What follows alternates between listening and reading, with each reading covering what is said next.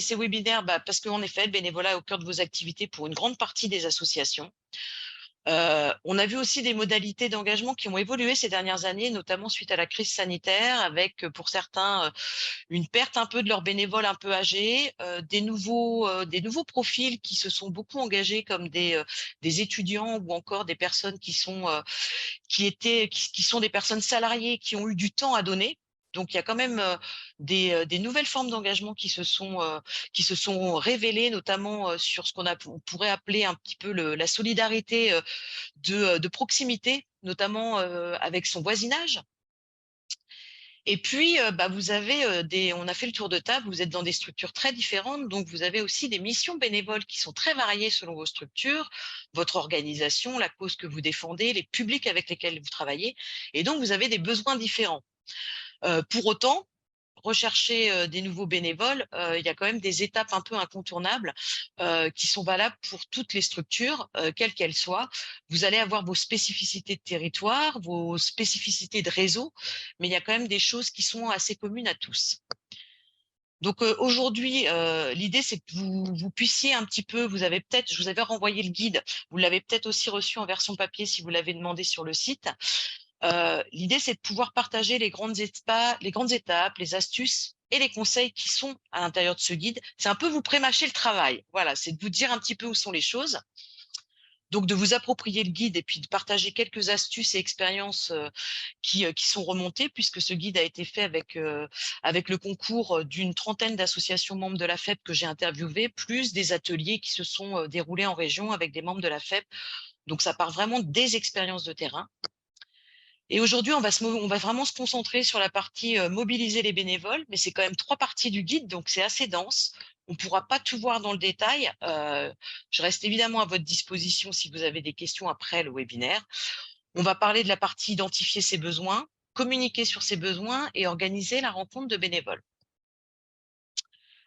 Donc, les objectifs, c'est vraiment de partager les outils et les astuces du guide, de favoriser le partage d'expériences entre membres de la FEB. Donc, n'hésitez pas, quand on parle de certaines parties, à partager vos expériences. Et puis, nos objectifs seront remplis si vous repartez avec des idées d'outils qui vont être utiles ou des démarches que vous pouvez mettre en place dans votre structure. Donc, le sommaire, voilà, introduction à l'atelier. J'ai fait un petit point sur les difficultés fréquemment rencontrées. Donc, je suis partie des questionnaires que vous avez remplis et je vous en remercie vraiment pour voir un petit peu toutes les difficultés qu'on peut rencontrer. Et puis ensuite, on va regarder les 3 points que j'ai évoqués, c'est-à-dire la définition des besoins, la communication et la rencontre avec les bénévoles. Donc, pour commencer, je voulais vous partager ce que vous avez mis comme retour dans les formulaires d'inscription. Pourquoi vous rencontrez des difficultés pour pour recruter, enfin, ou mobiliser plutôt des bénévoles? Du manque de temps, un manque de disponibilité ou un problème sur la communication. Un manque d'accompagnement auprès des bénévoles, difficile de prendre le temps d'accueillir pleinement des nouvelles personnes. On n'a pas toujours les ressources en interne pour vraiment bien s'occuper des bénévoles. Ça, c'est quelque chose qui peut être assez récurrent, surtout dans les petites associations. Beaucoup d'entre vous, notamment les entraides, souvent vont vers la paroisse pour essayer de mobiliser des personnes, sauf qu'une fois qu'on a fait le tour de tout le monde, oui, le vivier, il n'est pas extensible. Je l'ai dit en introduction, il y a des personnes qui vieillissent ou qui s'épuisent, ou alors qui changent d'activité professionnelle, qui ont été disponibles un temps qu'ils ne le sont plus. C'est compliqué aussi de où les trouver et comment les intégrer dans une équipe de professionnels. Donc là, pareil, c'est cette relation de l'articulation salarié-bénévole, c'est quelque chose qui n'est pas toujours évident. Donc, il y a un webinaire qui est dédié à ça, donc on ne va pas forcément beaucoup parler du sujet spécifique d'articulation bénévole-salarié aujourd'hui. Certains profils de bénévoles qui sont difficiles à trouver, notamment pour la gouvernance, pour les conseils d'administration, parce que c'est vrai que ça demande parfois des compétences assez spécifiques. Là, il y a eu des retours aussi sur le fait que parfois les bénévoles peuvent être loin entre leur habitation et là où vous proposez vos missions, que parfois les demandes, vous vous rendez compte qu'elles sont peut-être imprécises, floues, et donc qu'elles sont pas assez mobilisatrices, et qu'il peut y avoir des absences en fait de documents internes qui peuvent présenter l'association. Pas de culture professionnelle des salariés. J'ai en effet, dans le cadre de mes interviews, j'ai rencontré des structures qui fonctionnent surtout avec des salariés pour qui les salariés parfois sont un peu réticents à avoir des bénévoles. Les jeunes aussi, ça c'est une grande question. Comment mobiliser les jeunes? Donc là, un des retours qui a été fait, c'est que les jeunes ne s'engagent pas à l'avance. Et c'est vrai qu'on voit que dans la mobilisation des jeunes, parfois ils veulent être sur des choses ponctuelles, très concrètes. Ça ne veut pas dire qu'ils vont pas s'engager dans la durée, mais ça peut être une forme d'engagement différente. Le manque d'intérêt ou de compétences pour le public que vous accompagnez et la peur de l'engagement. Certains n'ont pas envie de s'engager sur une longue durée. Donc ça, c'est des difficultés en tout cas que j'ai rencontrées. C'est pas, vous n'êtes pas seul. Voilà, une fois qu'on a dit ça, c'est pas rassurant, mais en tout cas, vous n'êtes pas seul. Ça fait partie des difficultés qu'on retrouve régulièrement. Je vous propose de passer directement au premier point. Pourquoi on peut avoir des difficultés à recruter des bénévoles? On l'a vu dans une des difficultés, parfois, c'est que les missions sont un peu floues, c'est pas bien cadré. Donc, une des premières étapes, évidemment, c'est de pouvoir définir ses besoins. Alors, quels sont les préalables? Et là, pour le coup, je vous donne la parole, hein. L'idée, c'est d'être un peu interactif. Donc, vous pouvez, je vous propose d'utiliser la discussion ou d'allumer votre micro et puis de parler. D'après vous, c'est quoi les éléments indispensables à clarifier avant de se lancer dans la recherche d'un bénévole? Et quels outils peuvent être utiles?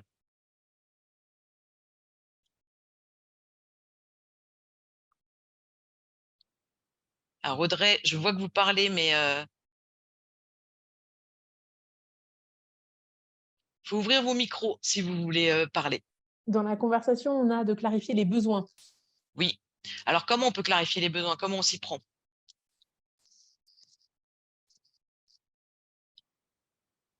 Non, c'est pas une interrogation, hein, c'était pour savoir si vous aviez des billes sur le sujet et puis on y reviendra après.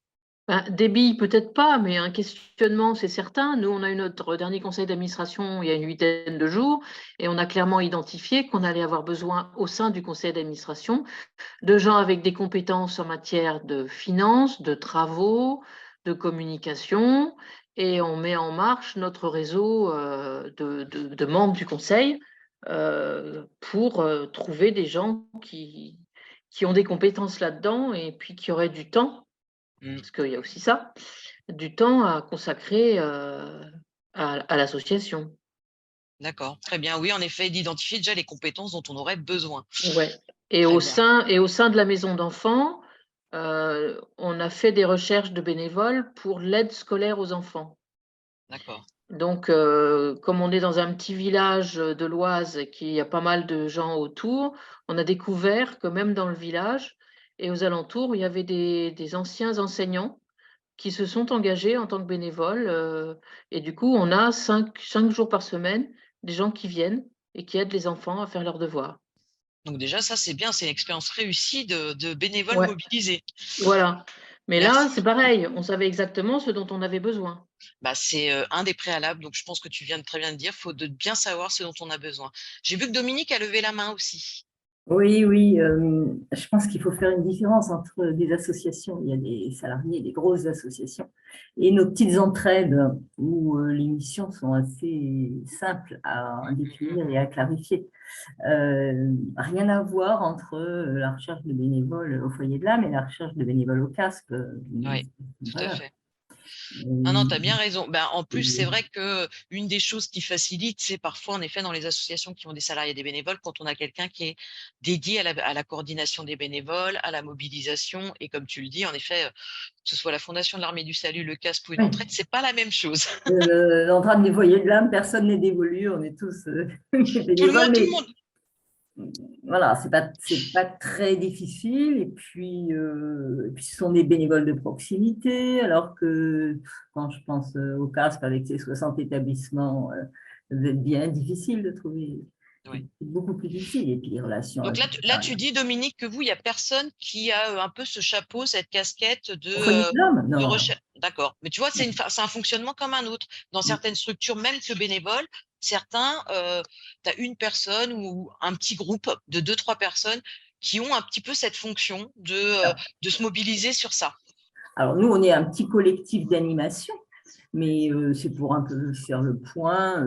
Oui, quelque part, c'est nous qui lançons les appels au culte quand on a besoin de quelqu'un pour accompagner des migrants de Welcome VAR, par exemple. Mais voilà, on a on n'a pas de politique de recherche de bénévoles. Tu vois, c'est du coup par coup. Demain, vous aurez notre présidente qui est notre pasteur, Dominique Hernandez, qui sera là demain au Zoom de 11h, je crois. Mais voilà, elle confirmera. Très bien, merci. Marianne. Oui, moi j'ai ah oui, pardon. Vas-y, Ah non, allez-y, c'est Marianne. normal que le mien soit ouvert. Moi, je pensais à annoncer un taux horaire sur combien de temps, ça va nous prendre par semaine ou par mois et peut-être, faire un contrat à durée déterminée en mode je m'engage pour 1 an, pour 6 mois, et cetera. Mais moi, dans ma paroisse, ça, pour le moment, ça s'entend pas en fait, au point de vue du conseil presbytéral. Ils trouvent que c'est une façon de fonctionner étrange et donc je suis avec mon idée, mais je sais pas quoi en faire. Écoute, Marianne, de toute façon, là, l'idée, je préfère qu'on échange et puis je vous passerai en revue Ouais, les ouais. choses, mais comme ça, je réponds aux questions. Je trouve que c'est plus intéressant.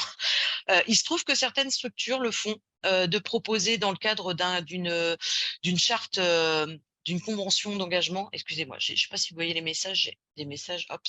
Dans le cadre de la charte du bénévolat ou d'une convention d'engagement, certains, en effet, proposent une période d'essai et un temps minimum d'engagement. C'est pas légal dans l'absolu, parce que c'est pas un contrat de travail. Après, c'est un engagement moral. Donc, de toute façon, la charte du bénévolat, elle peut contenir justement des spécificités sur je m'engage sur une période de 1 an ou de 6 mois. Attendez, excusez-moi, j'arrête le partage. Ops. Sur une période de 6 mois et excusez-moi, parce que j'ai un collègue qui me contacte et dans le coup, ça me déstabilise.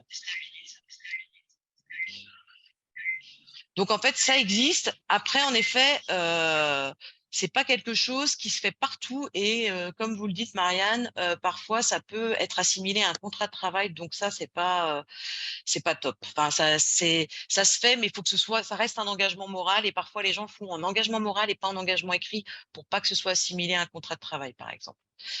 Oui, j'avais Francis aussi qui levait la main.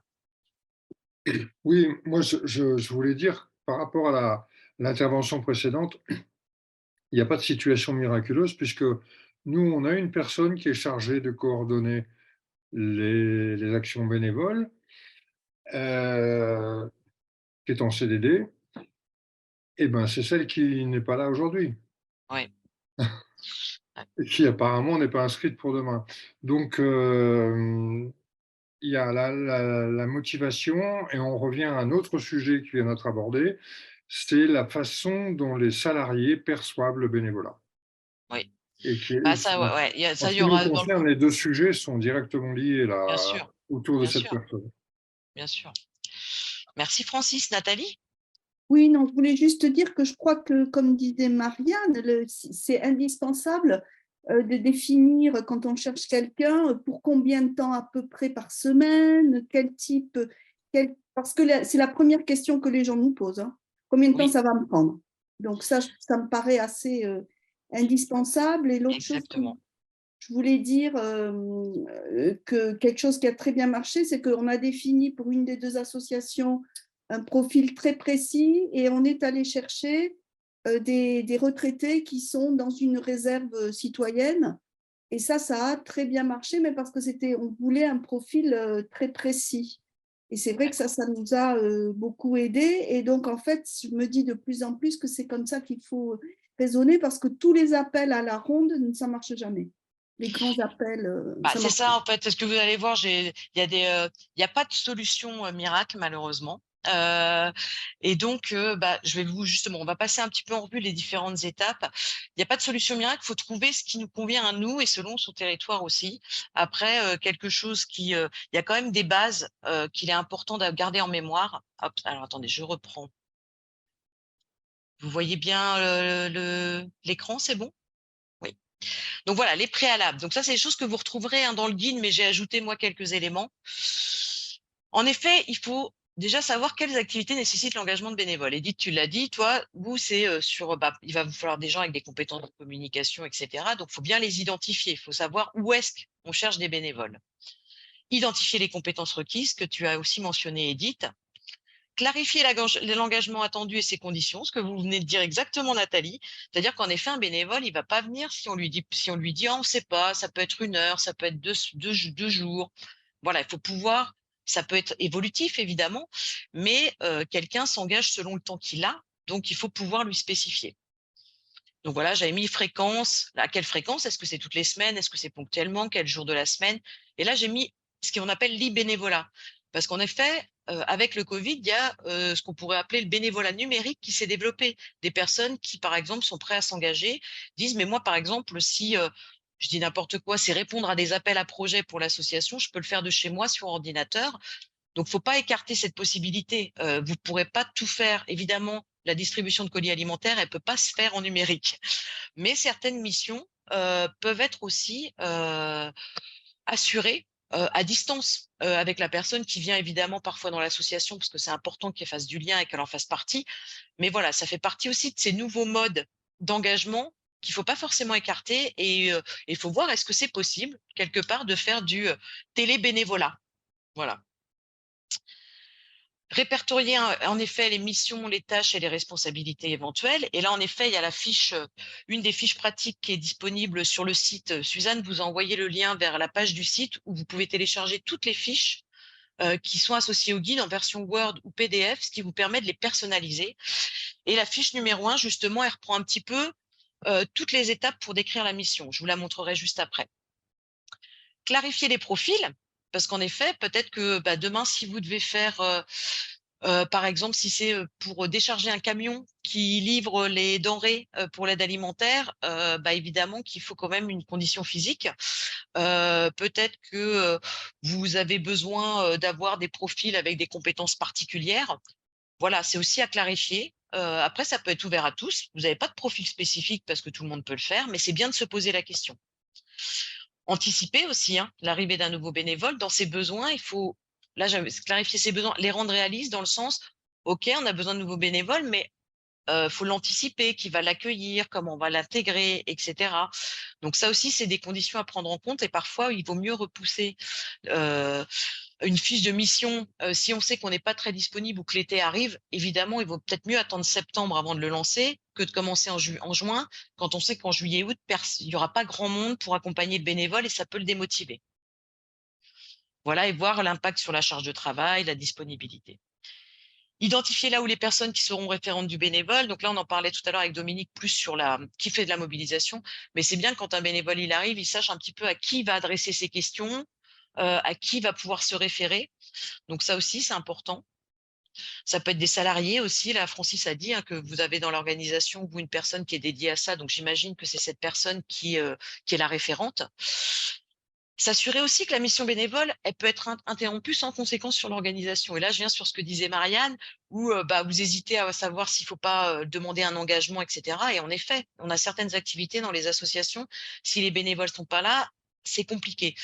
Donc, parfois, c'est bien de pouvoir créer aussi, sur une fiche mission, de se dire qu'on ne va pas recruter un bénévole, mais 2-3 bénévoles qui pourront se relayer.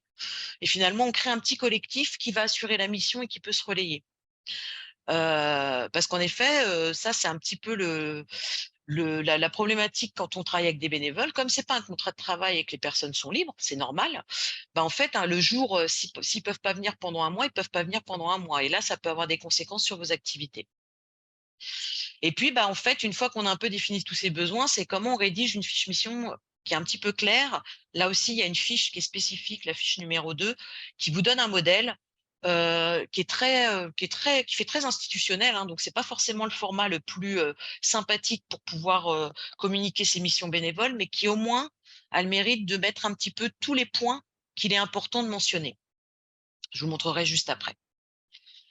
Dans les astuces et conseils que vous retrouverez aussi dans le guide, parfois pour définir ses besoins, c'est bien de solliciter tout le monde, c'est-à-dire je me suis trompée, là j'ai mes réunions dédiées, oui, si. Solliciter tout le monde pour définir les besoins. Francis le spécifiait, parfois les salariés peuvent être un petit peu réticents ou voir comment ça va s'articuler, c'est bien de les associer dès le début pour dire si on cherche des bénévoles, sur quoi on les cherche, qu'est-ce qu'on pourrait leur donner comme mission, etc. Et soit vous faites des réunions qui sont un peu dédiées à ça, de partage autour des besoins de l'association, ça peut être de façon plus informelle, ça dépend aussi de comment vous êtes organisé. C'est bien de clarifier aussi ce qui relève d'une activité salariée ou bénévole, comment ça peut être complémentaire, quel va être le cadre d'intervention du bénévole, parce qu'il ne faut pas que l'activité bénévole soit requalifiée en activité salariée. Ça peut être problématique juridiquement pour l'association. Donc, c'est bien de pouvoir tout de suite se dire qu'est-ce qui va être de l'ordre du bénévole et de l'ordre du salarié. Avant de se lancer aussi dans une recherche, c'est bien d'étudier les possibilités internes et externes. J'ai mis la fiche numéro 7. En fait, c'est une fiche, c'est pas forcément facile de la tenir parce que c'est une fiche qu'on a appelée un modèle de fiche individuelle du bénévole dans laquelle vous pouvez mettre lors de votre première rencontre ce qui le motive, ses hobbies, ses compétences. Et donc, c'est bien parfois de se dire, tiens, on a une nouvelle mission, mais peut-être qu'on a un bénévole dans l'association qui a peut-être fait le tour de sa mission, qui peut-être même aurait envie de partir et ça peut être l'occasion de lui proposer une nouvelle mission qui puisse le motiver et pour lequel il peut avoir des compétences. Donc parfois, c'est un petit peu aussi revoir son organisation et puis les missions bénévoles au sein de la structure. Et autre chose, c'est aussi pouvoir peut-être faire des partenariats avec d'autres associations. Vous avez peut-être d'autres associations sur le quartier qui mènent des missions avec lesquelles vous pourriez tisser un partenariat. Et c'est peut-être pas d'un bénévolat que vous avez besoin, mais peut-être d'un partenariat. Et ça, on n'y pense pas toujours. Et puis, pour les missions qui demandent des compétences très particulières ou pointues, comme l'a évoqué Edith, sur de la communication, sur de la trésorerie, c'est pas obligé, mais on peut envisager le mécénat de compétences, c'est-à-dire, il y a des plateformes qui existent, là j'en ai mis quelques-unes, mais dans la fiche 3, vous en avez beaucoup, Coé ou Vendredi Wenabi, qui mettent en correspondance des entreprises dont les salariés veulent donner du temps et qui peuvent avoir des compétences particulières. Et là, je vais préparer des fiches spécifiquement là-dessus, parce qu'on a eu plusieurs questions sur le bénévolat et le mécénat de compétences. Donc, c'est des choses qui vont venir alimenter le guide. Je n'ai pas encore les fiches synthèse, mais c'est en préparation. Donc, juste pour vous donner, je vais juste arrêter le partage et je vais vous repartager quelques fiches. On ne va pas pouvoir les regarder vraiment en détail, hein, mais c'est pour vous les montrer rapidement. Vous les retrouvez évidemment. Donc là, vous avez la fiche pratique numéro 1 dont je vous ai parlé d'écrire la mission. Vous voyez qu'il reprend juste les choses auxquelles il faut penser. C'est quoi l'objectif de la mission? Quel va être son contenu? Qu'est-ce que la personne va faire? Dans quel cadre? Est-ce qu'il y a une personne référente? Est-ce qu'on leur demande de l'autonomie? Les ressources, est-ce que vous allez proposer des accompagnements ou est-ce qu'il y a besoin de formation? L'environnement du poste, ça c'est très important en fait. Le bénévole, est-ce qu'il va travailler tout seul ou est-ce qu'il va travailler avec des partenaires? Par exemple, on a des bénévoles qui font de la recherche de financement, donc potentiellement vont aller rencontrer des partenaires institutionnels. Est-ce qu'ils vont travailler en équipe? Et puis, est-ce que vous voir aussi, est-ce qu'ils auront besoin de matériel et est-ce que vous l'avez? Et puis l'accompagnement, en effet, que vous allez proposer. Et les supports, en fait, qui peuvent illustrer la description de la mission. Est-ce que vous avez des témoignages des bénévoles, des vidéos de l'action sur laquelle vous voulez avoir des bénévoles? Est-ce que vous voyez la fiche pratique 2? Voilà.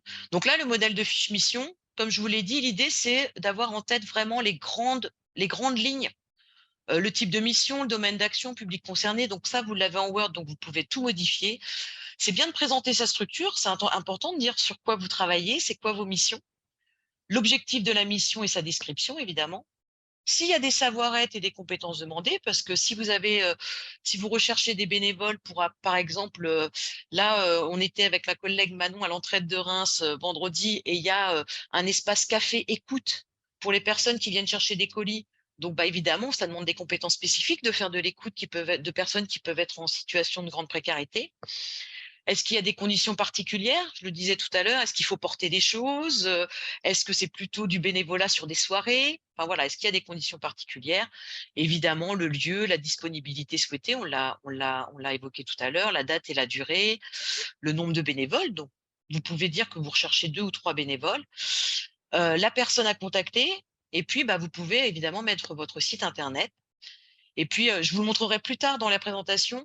Nous, ce qu'on a ajouté ici, c'est bien aussi de spécifier aux gens que peut-être qu'ils ne sont pas invités, ils se reconnaissent pas dans la mission, mais qui sont intéressés par la structure et qu'ils peuvent aussi vous contacter. Parce qu'il y a des bénévoles, par exemple, qui vont avoir envie d'aller travailler au foyer de l'âme, donner un coup de main au foyer de l'âme, mais la mission, c'est pas celle sur laquelle ils se voient donner de leur temps.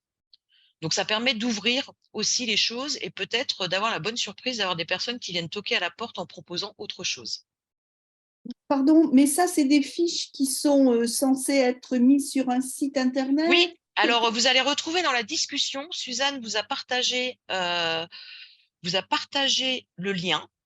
Vous pouvez le télécharger. Je l'avais mis dans l'email aussi, Nathalie, vous le retrouverez dans l'email. Et vous allez sur, je vais vous montrer la page, attendez, avant de continuer, parce que l'idée, c'est pas de vous perdre. Je partage. Alors, elle est.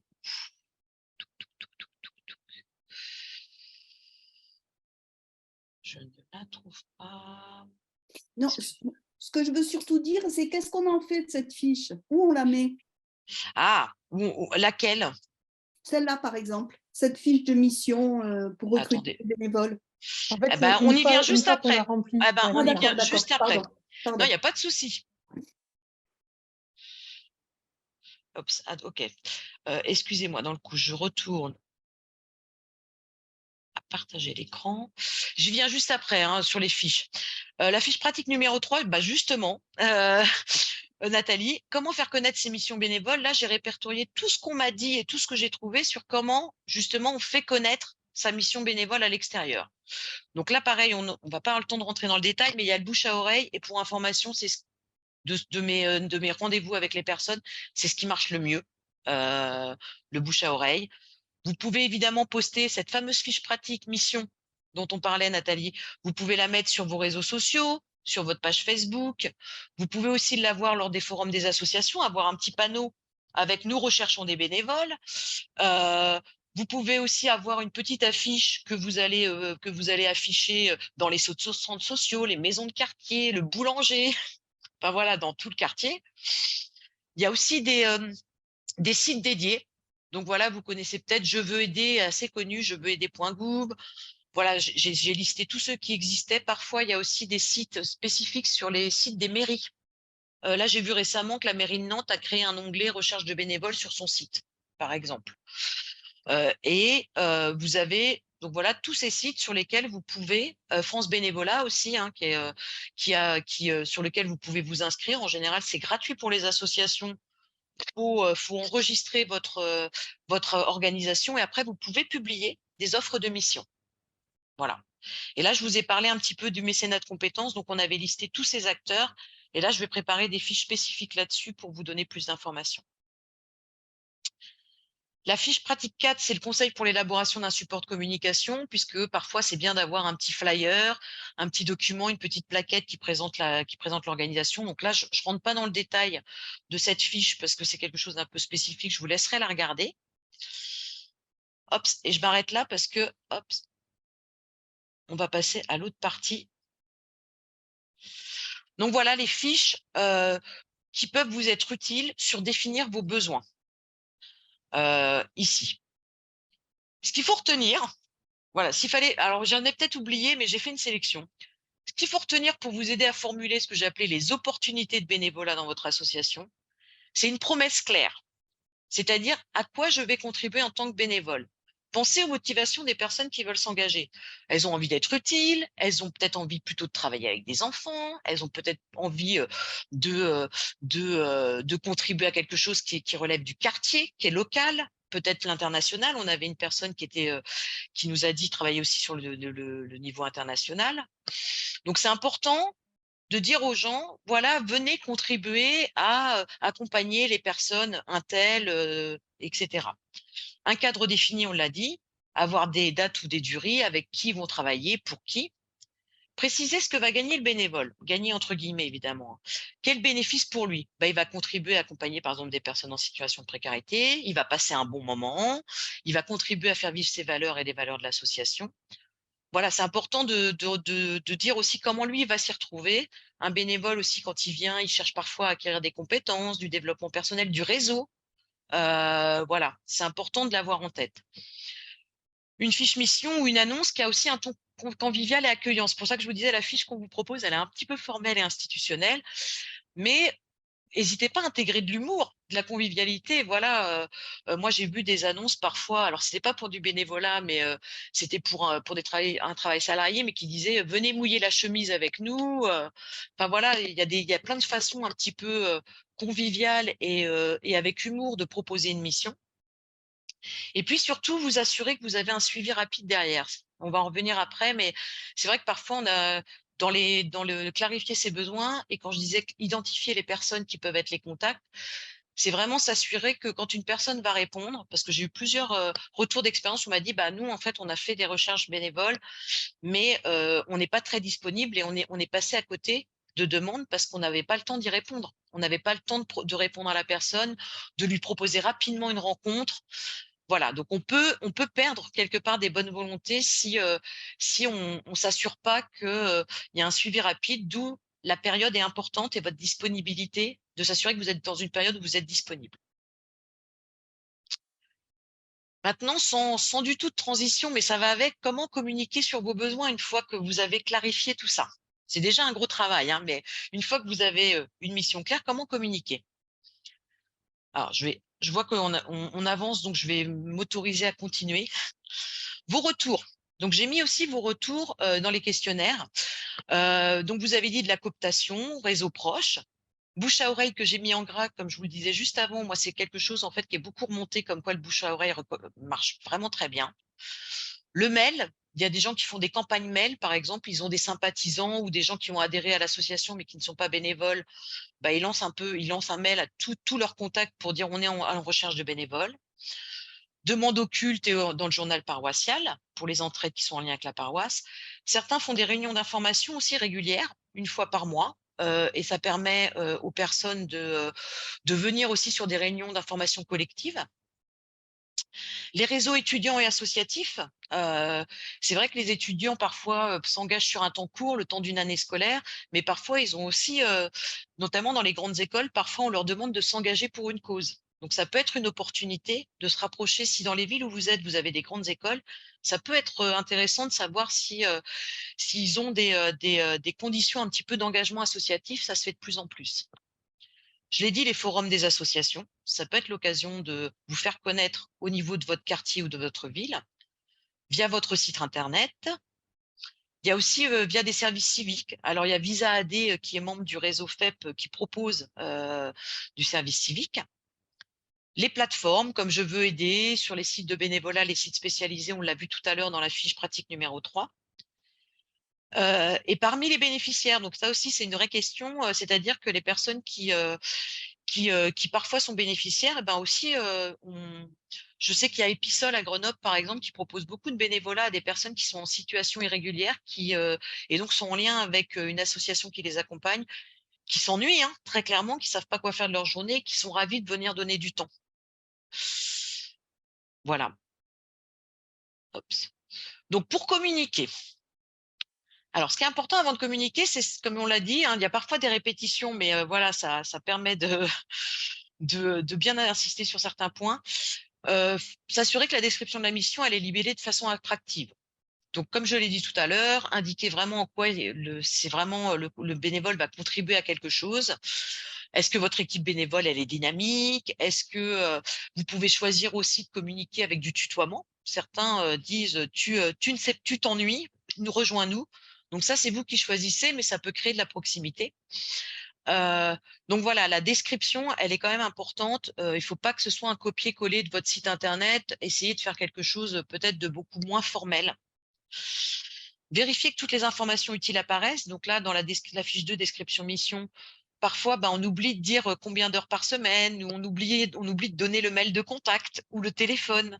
Voilà, donc c'est vraiment pour vous, c'est un pense-bête. La fiche numéro 2, elle est vraiment un pense-bête. À vous de voir sous quelle forme vous avez envie ensuite de la personnaliser. Donc là, j'ai mis qui contacter, etc. Choisir les canaux et les modalités de diffusion. Donc, comme je l'ai dit, il y a le bouche à oreille qui a l'air de fonctionner le mieux. Mais voilà, vous limitez pas. Voyez si vous pouvez poser des affiches, etc. Je ne vais pas répéter, mais c'est vraiment un moment où vous dire qu'est-ce qui nous semble le plus important. Je sais que certaines associations n'ont pas non plus de site internet, donc on ne peut pas utiliser les sites internet, pas toujours les réseaux sociaux. Donc, il faut voir un petit peu ce que vous avez à votre disposition et qui vous semble aussi le moins chronophage, hein, parce que c'est important aussi de pas passer des heures dessus. Organiser aussi le déroulé. Recrutement, je l'ai mis entre guillemets parce que j'aime pas trop le mot, mais je savais pas quel autre mot utiliser. Mais c'est important de savoir avant de communiquer aussi au préalable, de dire mais qui s'en charge? Est-ce que c'est une ou plusieurs personnes qui se chargent de recevoir les réponses à l'appel à bénévoles? Est-ce qu'il y a un petit groupe de travail? Est-ce qu'ensuite on les reçoit sur un temps individuel ou collectif? Est-ce qu'on leur propose de visiter la structure? Est-ce qu'on mobilise des bénévoles qui sont déjà dans la structure? Essayer de penser aussi où est-ce qu'on va les recevoir. Pas forcément dans un bureau, vous pouvez très bien les recevoir au moment où vous avez aussi une action pour qu'ils voient c'est quoi la vie de l'association. Et voilà, et voir est-ce que vous souhaitez faire plusieurs rencontres. Enfin voilà, vraiment organiser au préalable, vous posez la question, est-ce qu'on va rencontrer la personne une fois? Est-ce qu'on va la rencontrer 2 fois? Voilà. Sur les astuces et conseils qui sont ressortis un petit peu des membres de la FEP, pensez à diversifier vos modalités d'engagement si vous en avez la possibilité. C'est-à-dire que vous pouvez avoir des actions, je sais pas, vous avez une fête de l'association fin juin, bah, peut-être que vous avez besoin de bénévoles sur cette journée-là et c'est une façon d'avoir une offre de bénévolat ponctuelle, mais qui peut-être peut donner envie aux personnes de s'impliquer ensuite et peut-être pas juste chercher les bénévoles dont vous avez besoin sur le long terme. Heu, Comme on l'a dit en introduction, parfois, les gens, ils veulent s'impliquer de façon, très, ils appellent ça, j'étais dans une réunion France Bénévolat qui appelait ça le bénévolat post-it. Voilà, on fait juste comme ça et voilà. On a parlé des canaux de communication, important non plus de pas vous éparpiller, hein, parce que si vous mettez votre annonce sur 5 sites et que, vous arrivez plus à gérer les demandes, ça peut devenir compliqué. Donc je pense que c'est bien de tester et vous voyez le site sur lequel ça fonctionne le mieux. Je sais que par exemple, à Bordeaux, dans le cadre du programme, de la fête des couloirs humanitaires, on a une coordinatrice qui est en charge un petit peu de constituer des collectifs bénévoles. Elle vient de constituer un collectif bénévole via je veux aider.gouv. Donc a priori, ça marche. Elle vient de réussir à mobiliser, une dizaine de personnes, via le site Je veux aider. Restez ouvert à des profils atypiques ou différents du profil demandé. C'est ce que je vous disais tout à l'heure dans la fiche mission, mettez vous êtes intéressé par l'association, mais pas par cette mission, contactez-nous. Parfois, vous pouvez aussi rencontrer une personne qui répond pas à la mission bénévole, mais qui peut vous apporter autre chose et qui a envie de s'investir dans autre chose. Donc, c'est bien de pas fermer les portes. Si vous avez un site internet ou des réseaux sociaux, c'est bien de les alimenter régulièrement, de photos, de témoignages de bénévoles, montrer un petit peu que votre association est active. Organiser des réunions d'information, ça semble pas mal fonctionner. Plusieurs associations m'ont fait des retours sur ça et évidemment, faut les organiser de façon régulière. Peut-être que vous aurez 3 personnes et puis la fois d'après 10 et certaines profitent aussi de portes ouvertes de l'association pour avoir un temps d'information sur les missions bénévoles. Parfois, on a tendance à présenter ses actions, mais ça peut être l'occasion de vraiment avoir aussi un temps pour présenter l'association à des personnes qui voudraient être bénévoles. Et j'élabore un flyer. Alors, un flyer, c'est pas forcément un flyer, ça peut être une plaquette, mais on n'a pas toujours des outils pour présenter l'association. Ça n'a pas besoin d'être trop compliqué. Ça peut être une page A4, mais qui revient un petit peu sur vos missions, etc., qui permet aussi de le laisser à des bénévoles que vous pouvez rencontrer. Et puis, bah voilà, répertorier les lieux et les moments pour communiquer sur vos missions. Comme je l'ai dit, vous n'avez pas tous la même réalité et les mêmes dynamiques de territoire. Donc, si vous avez un forum des associations, bah, c'est peut-être de le lister, dire tiens, le forum des associations, il faudra qu'on y pense. Il y a une fête de quartier, il y a un partenaire qui, je sais pas, fait un gros événement, bah, c'est peut-être l'occasion d'apporter quelques petits flyers pour faire connaître l'association à distribuer aux personnes. Voilà, essayez de voir un petit peu dans tout votre environnement toutes les occasions de communiquer sur vos missions. Alors attendez, je vois des discussions. Oui, je vois Dominique. Oui, important d'impliquer les accueillis. Au Diafra, les accueillis sont devenus des bénévoles et parfois ont pu faire des formations et trouver ainsi un travail. En effet, moi, dans les retours que j'ai eus sur les personnes accompagnées qui deviennent bénévoles, il y a quand même, il y a au-delà ça leur donne un autre statut, qui est pas toujours évident, hein, parce que d'avoir la casquette entre guillemets bénéficiaire bénévole, mais parfois aussi pour des personnes qui viennent d'arriver en France, bah, ça leur permet de pratiquer le français, de rencontrer, de se confronter aussi à la culture. En termes d'intégration, c'est vraiment très, très important. Et oui, tu disais, Dominique, oui, important de faire se rencontrer les bénévoles. Et en effet, un nouveau bénévole que vous recevez, si vous avez un bénévole de l'association qui peut aussi le rencontrer pour lui raconter comment ça se passe, ça peut être assez fort. Francis, sur Lyon, avec 3 associations qui accompagnent les personnes détenues ou sortant de détention, ou sur des sujets différents, nous envisageons d'organiser des rencontres entre bénévoles pour qu'ils voient le suivi de leur investissement par d'autres associations. Ça, c'est intéressant, en effet, de valoriser aussi les bénévoles. Très important. Faire aussi peur aux bénévoles. Alors, je ne sais pas à quoi ça s'adressait, à quoi ça faisait référence, Audrey. Tuc, tuc, tuc. Je continue. Audrey, si vous pouvez spécifier, vous aviez indiqué peut faire aussi peur aux bénévoles, mais je ne sais pas sur quel sujet. C'est pas grave, je continue. Ops. Donc là, dans les fiches qui peuvent être intéressantes sur cette partie-là, donc le modèle de fiche mission que je vous ai déjà montré, hein. Comment faire connaître ses missions bénévoles, c'est la fameuse fiche numéro 3, où là, vraiment, on a essayé d'être le plus exhaustif possible. Et le conseil pour l'élaboration d'un support de communication. Ça, c'est vraiment des choses. Après, voilà, hein, vous avez pas, faut pas se créer du travail en plus. Si vous considérez que vous avez un blog, une plaquette, un site internet qui fonctionne, faut vraiment, comme je disais au début, clarifier ses besoins et les rendre réalistes. Voilà, faites avec le temps que vous avez. Audrey, mon micro ne doit pas marcher, désolée, c'était concernant le fait d'imposer un temps. Oui, tout à fait. Ça peut faire peur aux bénévoles d'imposer un temps.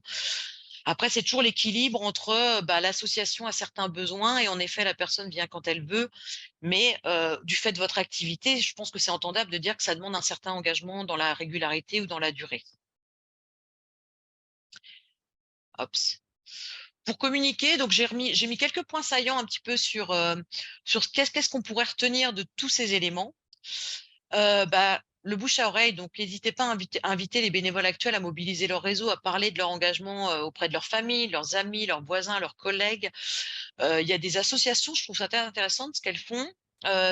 Déjà, c'est qu'elles invitent les bénévoles soit à leur conseil d'administration, soit à un apéro avant ou après le conseil d'administration, puisqu'elles sont pas, ou l'assemblée générale. Et elle propose aux personnes de venir accompagner, surtout à l'assemblée générale, dire venez avec vos enfants, votre mari, vos voisins, venez partager un verre, ce qui permet d'associer aussi que la famille, par exemple le conjoint ou les enfants voient l'engagement dans lequel peut être un de leurs parents, par exemple, et puis peut-être donner envie de s'engager. Et apparemment, ça fonctionne assez bien d'essayer d'élargir, de ne pas inviter que vos bénévoles, mais aussi leurs proches. Donc là aussi, les supports de présentation de l'association et ses actions, là, c'est vraiment important parce que vous avez quand même besoin d'être clair sur ce que vous faites. Ne pas multiplier les supports, comme je l'ai dit, et puis associer les différents membres de l'association pour communiquer, c'est-à-dire faire savoir aux administrateurs aussi que vous cherchez, hein, parce que eux peuvent avoir des choses dans leur réseau, peuvent en parler autour d'eux. Je ne sais pas si c'est sur ce sujet, vous souhaitez peut-être des questions, des échanges d'expériences, des choses qui ont fonctionné ou que vous avez tenté.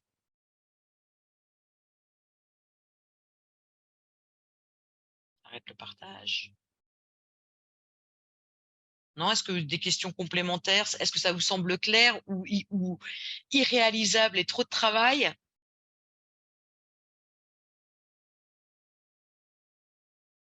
Les deux.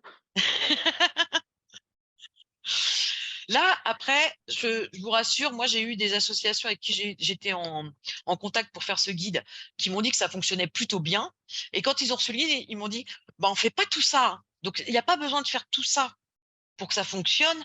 C'est d'aller piocher ce qui vous semble. Voilà, faut pas que ça semble être c'est ce qu'il faut faire. C'est plein d'idées, plein de penses bêtes. Maintenant, en effet, on comprend bien que on ne peut pas tout faire. On n'a pas un temps extensible sur la chose. Courage, Edith. Moi, j'ai Lydie? l'impression que Oui. quand on est dans une paroisse, On a peut-être, comment dire, une orientation plus en interne, parce que les gens, on cherche des gens qui sont investis dans la paroisse et enfin, qui sont membres de la paroisse et qui sont, on va dire, déjà informés de l'état d'esprit, des projets qu'on pourrait avoir ou qui pourraient également avoir des initiatives. Et là, j'avais plutôt l'impression d'être dans une démarche d'ONG, ou alors dans une structure avec des salariés, où peut-être quelqu'un peut s'occuper de tout ça ou avoir parce que après le recrutement, si c'est un poste, comment dire, bien avec une certaine forme de professionnalisation, c'est intéressant, mais là, je me dis que le profil qu'on cherche, c'est quelqu'un qui essaie enfin, je sais pas, d'avoir des initiatives, de s'adapter, donc des trucs qui sont peut-être un peu loin d'une fiche de poste, quoi. Mmh. Bah oui, oui, c'est vrai que tous ces retours ou tous ces supports, vont pas forcément correspondre à tous. Si vous cherchez quelqu'un qui va s'investir et en effet qui viendra justement proposer des choses, on n'est peut-être pas tout à fait dans la même démarche, mais il faut pouvoir quand même communiquer sur ce que vous attendez parce que les personnes, elles vont pas, heu, elles ont quand même besoin de savoir au moins dans quoi elles s'engagent et dans, au moins les grandes orientations, voilà. Je pense que quand c'est pas clair, vous risquez de passer à côté, parce que, les personnes savent pas exactement en quoi ça consiste. Mais c'est vrai que c'est particulier, je suis d'accord Lydie. Audrey, vous vouliez prendre la parole si le micro fonctionne? Non, ça ne marche pas. Est-ce que peut-être sans le casque, peut-être juste, est-ce que vous avez dans micro, dans le activer le son, il faut que vous sélectionniez votre casque. Peut-être que vous n'avez pas sélectionné votre casque. Vous sélectionnez la petite flèche et voir si vous avez le bon, réseau.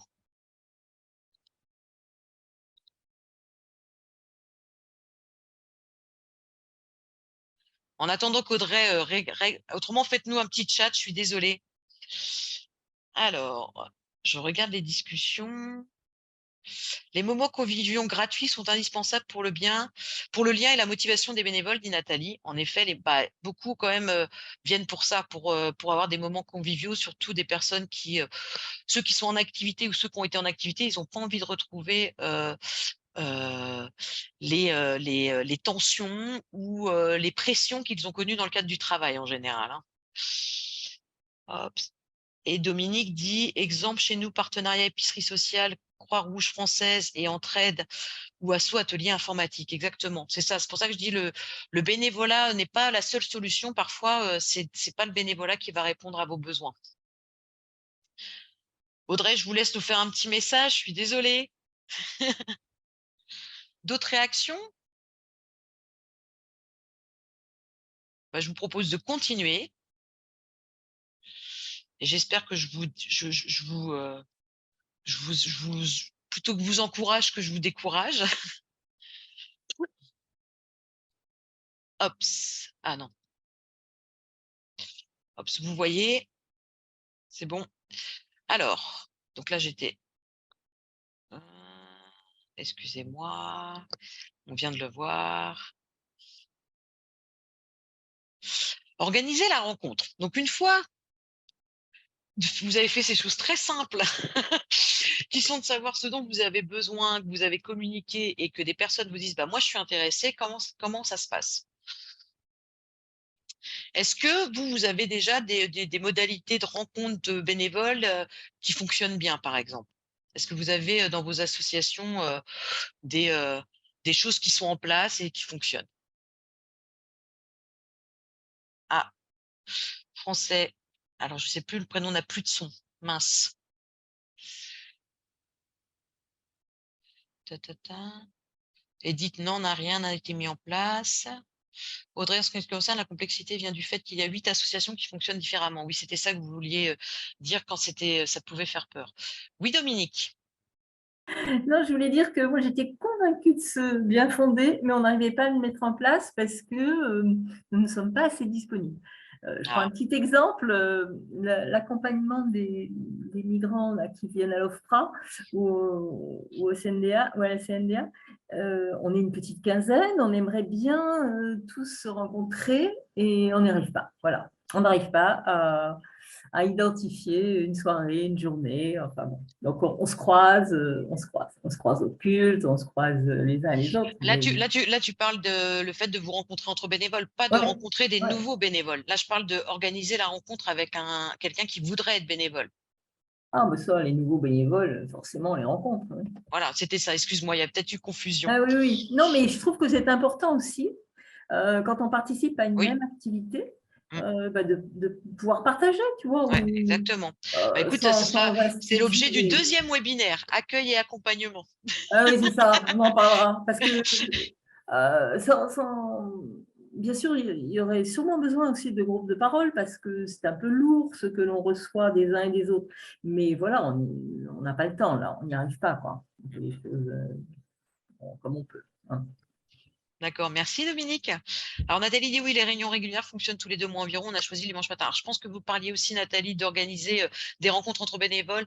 Là, je voulais pas mettre organiser le recrutement, donc j'ai mis organiser la rencontre. Mais l'idée, c'est comment à un moment, une fois que la personne a exprimé l'envie de répondre à votre offre de mission bénévole, comment vous organisez le recrutement. Mais j'aime pas ce mot. Si vous avez un terme plus approprié, j'ai mis rencontre, mais voilà, je suis preneuse. Je vous propose d'aller voir ce qu'on vous propose dans le guide de ce qui est ressorti. Alors, bon, là, j'ai mis quand même organiser les étapes du recrutement, c'est-à-dire savoir à quel moment vous allez vous rendre disponible, quand est-ce que vous allez faire plusieurs rendez-vous, est-ce que, par exemple, vous allez proposer de rencontrer le bénévole, puis après lui proposer de venir sur une action pour voir comment ça se passe, pour qu'il se fasse une idée. Enfin, voilà, il y a plein de choses possibles pour montrer à une personne qui veut être bénévole ce qui se passe dans la structure. Et voilà, ça peut, il y a des associations, vous le faites peut-être, qui parfois, par exemple, sur un mois, imaginons quelqu'un qui vient une fois ou 2 par semaine, sur un mois, en fait, leur propose d'aller participer à différentes actions de l'association pour que la personne puisse voir ce qui lui plaît et qu'elle puisse se positionner plutôt sur une action qu'une autre. Donc, c'est une découverte finalement de l'association. Et ça fait partie des étapes. Avant que la personne, elle s'engage, on lui propose de venir voir les actions de l'association.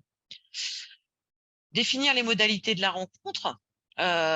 Donc là, évidemment, est-ce que, comme je l'ai dit tout à l'heure, est-ce que vous allez la rencontrer au sein de l'association pendant une action? Est-ce que ça va être une rencontre individuelle ou collective? Parce que peut-être que vous avez beaucoup de réponses et que vous allez vous dire, tiens, on va faire une réunion collective pour expliquer, parce qu'on a 4 ou 5 personnes, donc on va mutualiser le temps. Est-ce que vous associez un bénévole qui est concerné par l'action? Pourquoi pas aller le faire dans un café? Enfin voilà, tout est possible. À vous de voir ce qui vous semble le plus faisable. Identifier évidemment les personnes qui organiseront et animeront les rencontres. Ça peut être un binôme. Là encore, ça peut être avec un bénévole qui est concerné.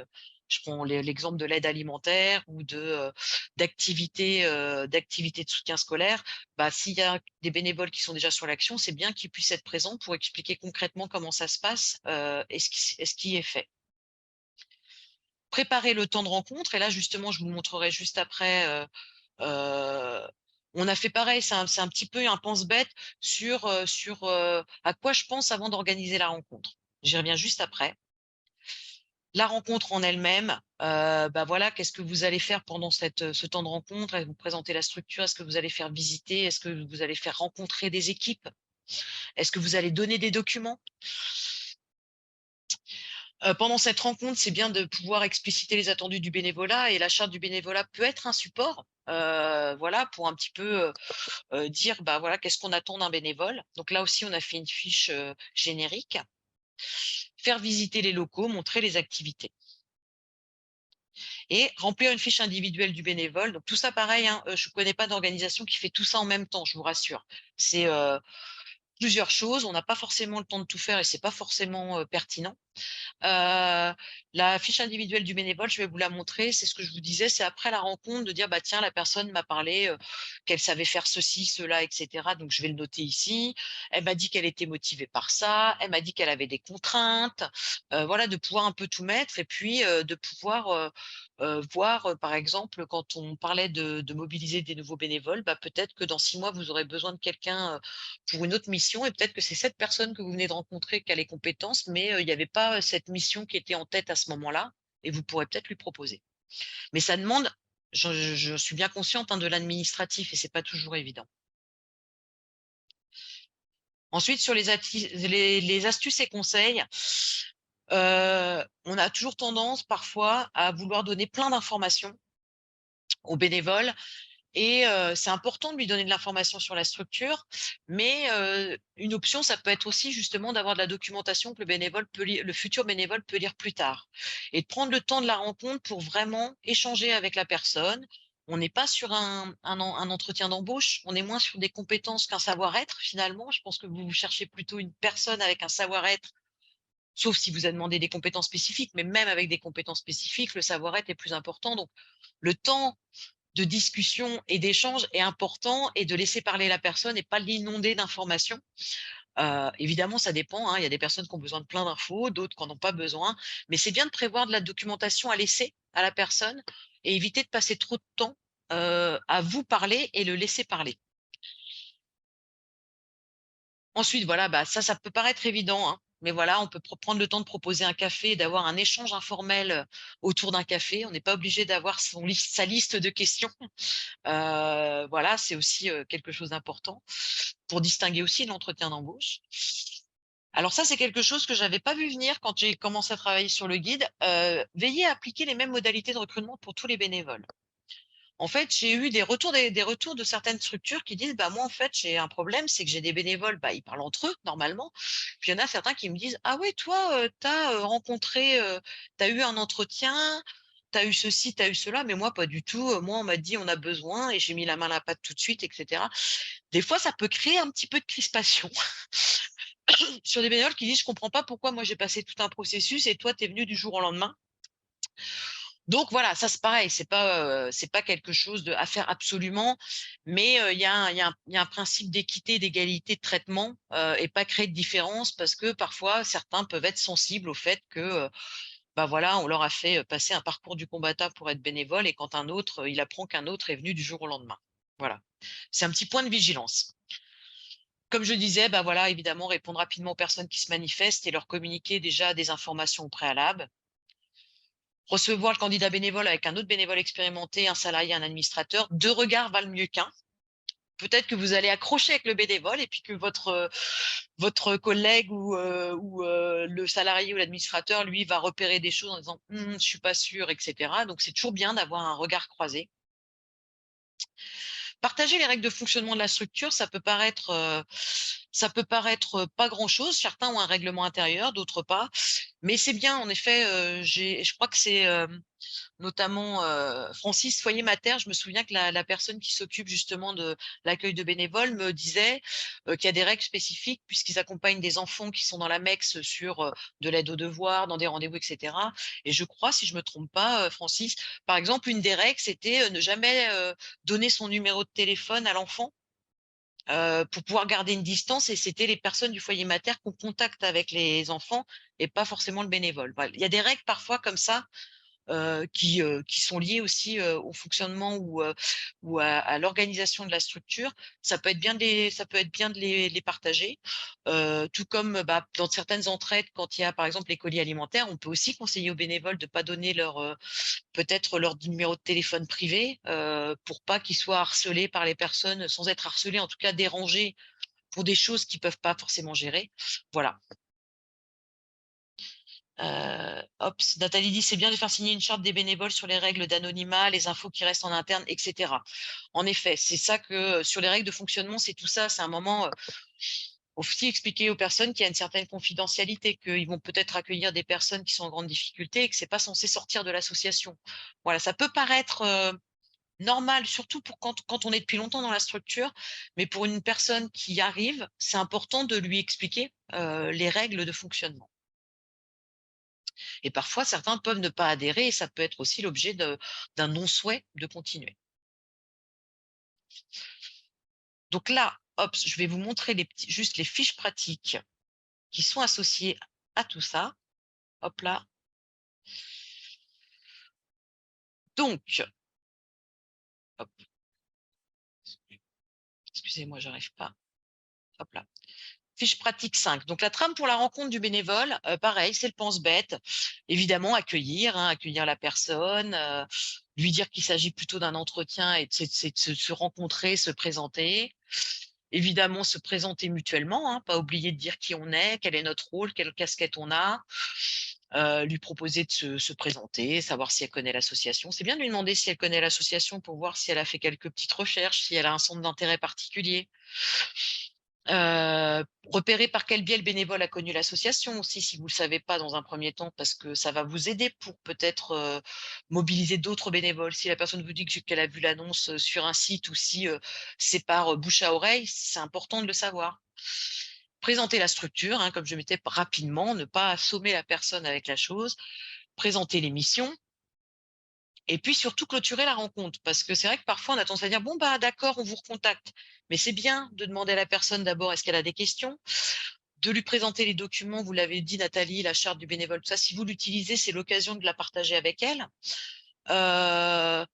Si vous faites signer des documents, c'est peut-être de lui dire qu'elle n'a pas à les signer maintenant, mais qu'elle peut les regarder, ce sera une autre occasion, mais voilà, de l'informer en tout cas de vos procédures. Là, par exemple, j'ai eu aussi des échanges avec les gens en disant nous, des fois, on rencontre des bénévoles et on voit tout de suite que ça ne va pas le faire et c'est dur de conclure.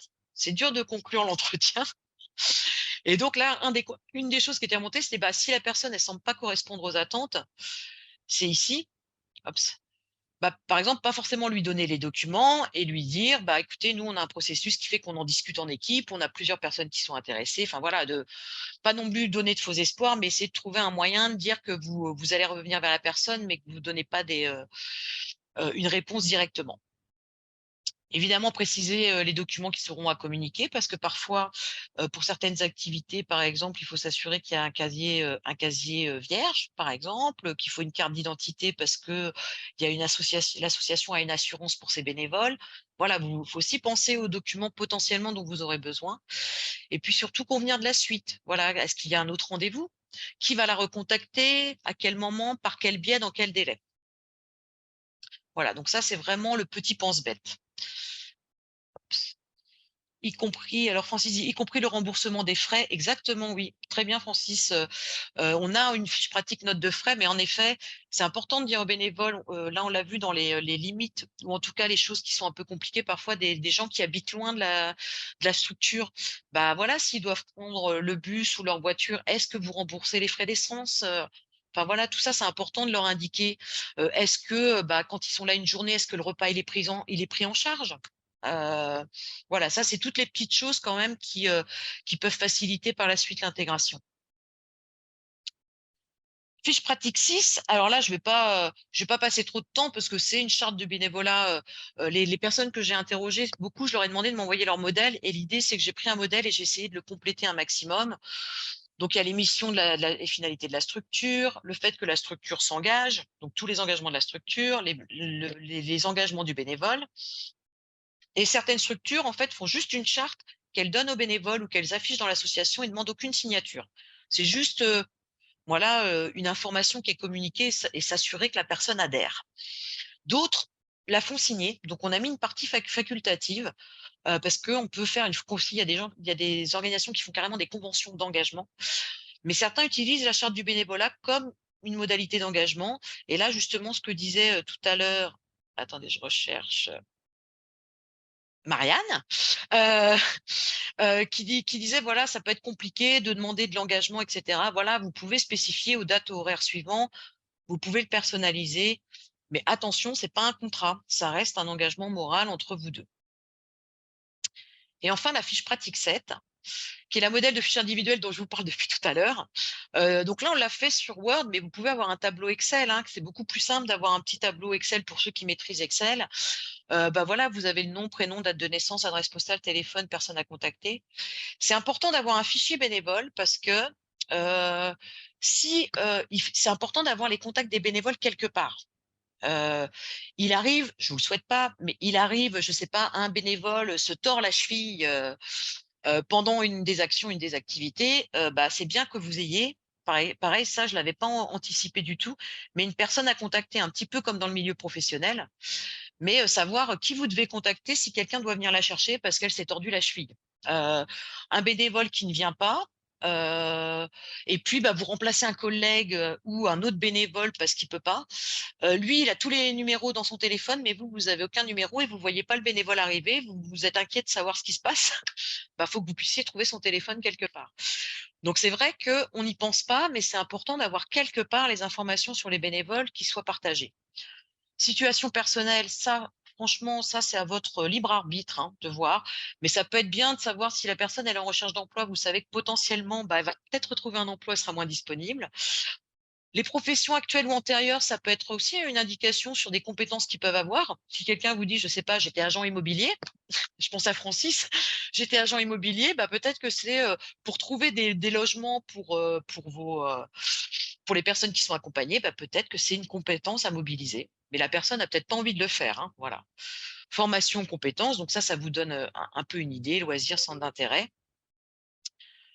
Est-ce qu'elle a eu des missions bénévoles intérieures? Ça peut être intéressant aussi parce que c'est l'occasion de savoir est-ce que ça lui a plu ou pas? Est-ce qu'elle a envie de faire la même chose ou pas? Quelles sont ses motivations, les missions qui l'intéressent, ses attentes, ses disponibilités? Parce que peut-être qu'elle a des disponibilités 15 jours l'été et puis 1 heure par semaine et que vous avez peut-être rien à lui donner pour l'instant 15 jours l'été, mais peut-être que vous allez avoir une mission. Et puis voilà, c'est bien de mettre la date de la première rencontre, avec qui, par quel canal elle est passée, etc. Ça vous permet quand même d'avoir de constituer un peu un fichier de tous vos bénévoles. Je sais que c'est du travail, mais c'est du gain de temps par la suite. Intégration à la place de recrutement. Oui, en effet, je le note, ça peut être une idée. Mais intégration, ça présuppose qu'on est déjà entré. À voir. Mais bon, je note Audrey, qui m'a donné un synonyme pour rencontre au lieu de recrutement. Donc voilà pour les fiches. Hop, je continue, on a presque terminé. J'essaye de pas trop, j'espère que je vous assomme pas trop, mais évidemment que vous prendrez le temps d'aller regarder aussi vous, de votre côté, tous ces documents. Et c'est important de savoir un petit peu pour quel usage on les a pensés. Et ils vous conviennent ou ils vous conviennent pas, ça, c'est à vous de voir. Hop, je vois un autre. Francis, je dois vous quitter. Merci de tous ces commentaires et développements d'idées autour de ce guide qui serviront à n'en pas douter. À bientôt. Merci Francis. Et les foyers maternels ont participé au guide, donc je les remercie encore une fois.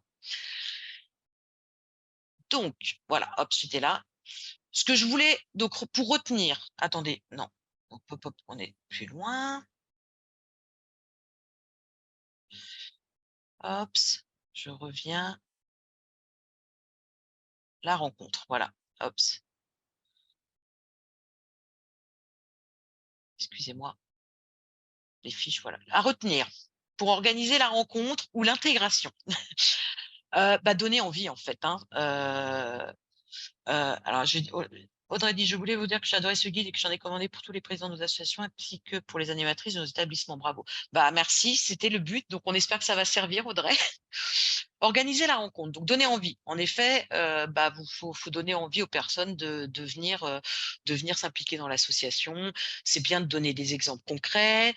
Pour donner envie, c'est aussi de dire qu'il y a peut-être des moments, on en a parlé tout à l'heure, tu l'évoquais Dominique, il y a des moments de rencontre, des moments conviviaux. Donc, je sais pas, si vous, par exemple, vous avez, je sais pas, un repas des bénévoles par trimestre ou une fête des bénévoles l'année, c'est bien de l'indiquer, de dire, voilà, nous, on a aussi des temps conviviaux, on fait une fête des bénévoles une fois par an. Voilà, c'est vraiment de donner envie aussi sur d'autres aspects de votre organisation. Laisser les motivations s'exprimer. Donc, ce que je disais, c'était vraiment de pouvoir laisser l'espace à la personne qui partage ses motivations, ce qui l'intéresse. Et de la laisser parler en fait, hein, parce que vous allez peut-être pas avoir les questions. Elle va peut-être dévoiler des choses que vous auriez pas eu en posant des questions, en faisant des questions-réponses. Organiser une visite de l'association, ça c'est quand même pas mal quand vous pouvez montrer les lieux. Les gens, ça leur permet de visualiser. Il y a des activités ou il n'y a pas des activités au moment où elle est là, mais ça permet de lui dire, bah, par exemple, si vous venez travailler, voilà, ce sera dans cette pièce ou ce sera ici que s'organise l'activité, etc. Et comme je l'ai dit, je le répète, hein, mais être clair sur les suites à donner, c'est pas agréable quand on sort d'un rendez-vous et qu'on ne sait pas ce qui va se passer après. Voilà. Oui, Suzanne, tu as levé la main. Je me permets aussi une petite intervention et je trouve que sur Bien sûr. la suite à donner, il y a aussi, c'est important aussi de se dire qu'on a le droit de ne pas donner suite Oui. parce que je pense qu'on est toujours en recherche de bénévoles et donc on dit toujours n'importe quelle volonté est bonne à prendre, coûte que coûte et tout ça. Mais parfois, quand on n'a pas le feeling ou quand il y a des choses qui nous interrogent trop et surtout quand on s'occupe de publics vulnérables, je pense aux enfants, enfin voilà, il y a tout ça. Et ben, c'est aussi important de pouvoir se dire bah, de temps en temps, non, on n'y va pas coûte que coûte. Et bah, on peut s'éviter aussi des problèmes derrière, bah, d'éviter des conflits dans les équipes ou ce genre de choses. Et c'est, voilà, parfois, c'est à contre-cœur, mais ça vaut aussi le coup de ne pas donner suite, justement. Bah, je te rejoins, tu as raison, Suzanne. Parfois, on a plus d'ennuis qu'autre chose. Par contre, il faut indiquer aux personnes qu'on ne donne pas suite. Et ça, parfois, ça peut être plus délicat. Et c'est vrai que dans être clair sur la suite à donner, il y avait ce côté aussi informer les gens. Informer les gens. Après, en effet, trouver une formulation. Alors ça, on n'a pas travaillé dessus. Peut-être qu'il faudrait qu'on travaille dessus pour vous donner des billes. Voilà. Marianne? Alors, votre micro, Marianne. Pardon, j'avais oublié. C'était à ce propos-là, je voulais savoir s'il y avait une fiche ou des indications sur comment dire non à une personne, parce que quand on dit oui, c'est très facile, Ouais. mais quand on dit non, il y a beaucoup de personnes qui, justement, ne donnent pas suite parce que la personne ne correspond pas. Et ça peut, du coup, dégoûter la personne qui avait du temps à Mmh. donner de se réengager pour autre chose, etc. Ou créer des rancœurs, je pense à l'église, en mode bah, l'église c'est nul parce qu'ils m'ont pas donné suite, etc. Et du coup, concrètement, comment on fait? Alors, Marianne, il y a pas de fiche, mais je le note comme quelque chose, comme des billes qui pourraient être données, notamment d'organiser. Je pense que dans la fiche organiser la rencontre, on pourrait donner quelques billes. Vous ne souhaitez pas donner suite, comment s'y prendre? Mais là, pour le coup, Mmh. je veux bien que des personnes, parce que moi, j'ai pas une idée particulière sur le sujet. J'ai jamais eu à dire à un bénévole que je ne voulais pas de ce bénévole. Donc, si certains ont des Aussi, expériences, je vois Suzanne qui a ouvert son micro, les billes sont bienvenues. c'est jamais facile, mais par contre, une des choses que moi j'ai vues dans du bénévolat, c'est que déjà le fait de ne pas laisser entendre à l'avance que c'est automatique. Parce qu'en Mmh. fait, une personne qui a l'impression que c'est tout cuit et à qui on dit non, c'est beaucoup plus violent, entre guillemets, qu'à une personne à qui on n'a rien dit et à un moment donné, on dit oui. Y a un truc de renverser aussi la logique.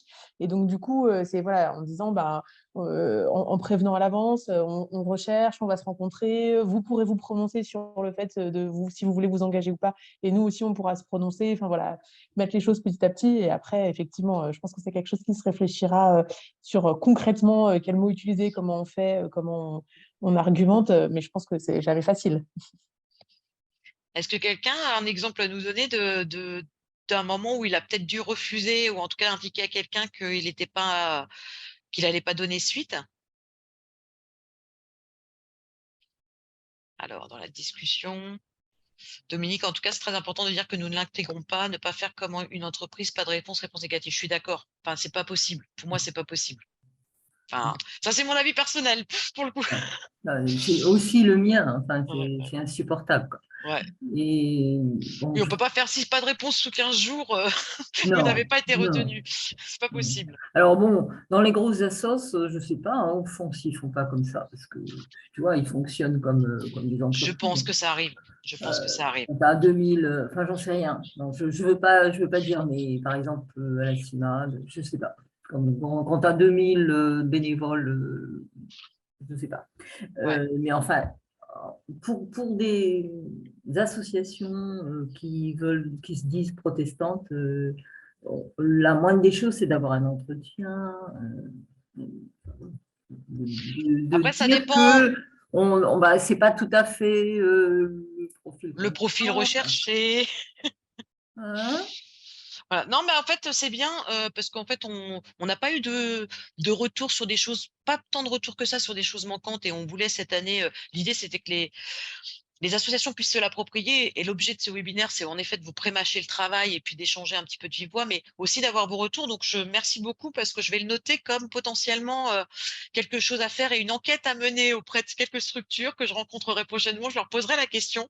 Maintenant, attention Dominique, si je viens de voir, je te poserai la Oui, question. et ben écoute, avant que tu me la poses, je pense à quelques bénévoles qui sont officiellement bénévoles chez nous et en fin de compte, soit parce que ils ont des soucis psychologiques, personnels, et elles sont absolument pas efficaces. Bon, cela dit, voilà, on partit tout. Ah, mais le réseau social, ça fait partie d'une vie le bénévolat fait partie Voilà, aussi c'est d'une vie ça. sociale. Voilà, il y en a une, elle pourra revenir quand elle veut. Alors, le problème, c'est que ces gens ont besoin d'être entourés souvent, donc ça fait une petite Ouais. charge supplémentaire pour les autres bénévoles. Voilà. C'est ça. Bah, lors de l'Assemblée générale de la FEP, les journées nationales qui ont eu lieu fin mars à Lyon, on avait des ateliers pour ceux qui, certains étaient présents, d'autres pas, mais juste pour partager avec vous. Et on a fait donc deux ateliers toujours le même sur justement l'engagement bénévole. Et on avait plutôt axé sur les bénévoles bénéficiaires, le bénévolat de gouvernance et l'articulation bénévole salarié. Et ce qui était ressorti, c'était d'une demande en disant mais comment on fait pour débrancher un bénévole, en disant bah parfois certains bénévoles en effet deviennent très âgés, ils peuvent limite se mettre à risque et mettre à risque les autres. Voilà, et comment à un moment on peut dire à quelqu'un bah c'est peut-être le moment de lâcher prise quoi. Mm. Alors Nathalie dit c'est indispensable de discuter de la bonne posture, de la distance nécessaire avec les accueillis, les rétributions symboliques, etc. Tout à fait, en effet. Bon, écoutez, en tout cas, je suis désolée, j'ai pas une bille spécifique. Je pense que c'est facile quand finalement la personne elle correspond pas en termes de compétences, etc. Sauf que le bénévolat, t'es censé pouvoir le faire sans compétences. Donc c'est aussi pas si évident que ça de dire bah, c'est pas les compétences, etc. Puisque bah, le bénévolat c'est une bonne volonté entre guillemets. Mais je vais travailler sur le sujet, Marianne. Une petite enquête, ce serait intéressant. Voilà, je vais faire une petite enquête.